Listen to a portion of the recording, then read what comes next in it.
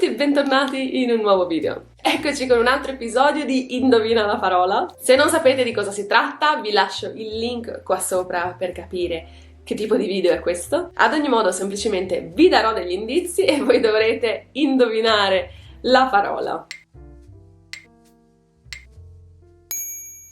La parola di oggi è un oggetto che c'è in tutte o quasi tutte le case, ma è un oggetto che si può trovare anche in uffici, hotel, ristoranti e molto altro. È un oggetto di diverse dimensioni. Può essere mini, può essere medio, può essere grande. Molto spesso è abbastanza grande. Molto spesso se si utilizza questo oggetto in un hotel e se noi per esempio prendiamo qualcosa da uno di questi cassetti, è molto probabile che alla reception dell'hotel ci chiederanno di effettuare un piccolo pagamento. Negli uffici può essere invece utile per molti dipendenti usare questo oggetto se decidono di pranzare nell'ufficio o se decidono di portarsi il pranzo da casa. Immagino che alcuni di voi stiano iniziando a capire la parola di cui vi sto parlando. Molto spesso questo oggetto è composto da due parti principali. Solitamente una di queste due parti è più piccola dell'altra ed ha una temperatura differente rispetto all'altra. La temperatura della parte più piccola solitamente è molto fredda. Stiamo parlando di una temperatura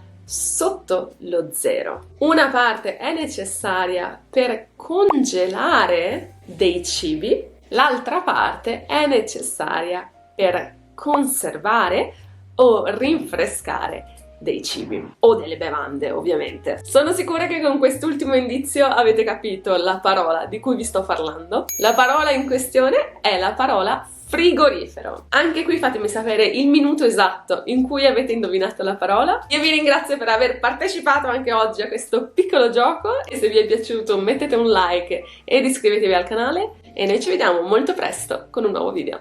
A presto!